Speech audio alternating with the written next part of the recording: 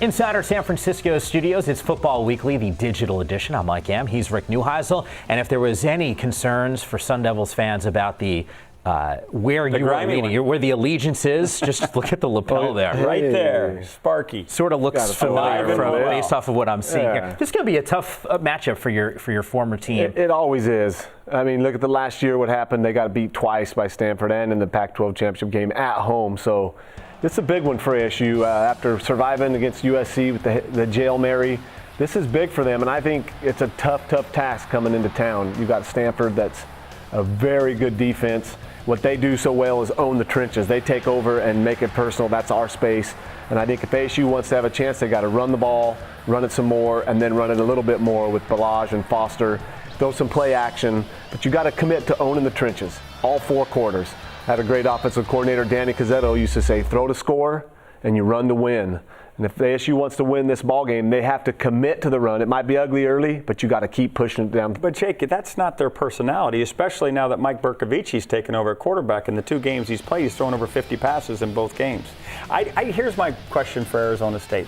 I think Berkovici plays. I don't think Taylor Kelly's well enough yet to come back. Yeah. So if Berkovici plays, you take away his legs from the offense. Can you run the ball with DJ Foster? DJ Foster's certainly capable. Mm-hmm. Remember the championship game, before he came out of the game, he had 2 huge runs. But will they be patient enough without Taylor Kelly to add to the running game? Or will they go back to a drop-back offense, which they've kind of employed since Berkovici's been under center? The question then is, who's going to get open against the 2-deep, man-under defense that Stanford loves to employ when they know it's pass? I'm concerned that other than Jalen Strong, who else is going to get open? DJ Foster, if they put him back out, put Balaj at tailback, DJ Foster might be the answer. We'll wait and see if that happens. But right now, Stanford's defense, to me, without a running quarterback, looks to have the edge. What about Stanford's offense, though? I mean, there's been some moments where we say, this is the defense. Still looking for the consistency in the red zone. Now, a week ago against Washington State, they did a better job not turning it over, but for that fumble on the 1-yard line.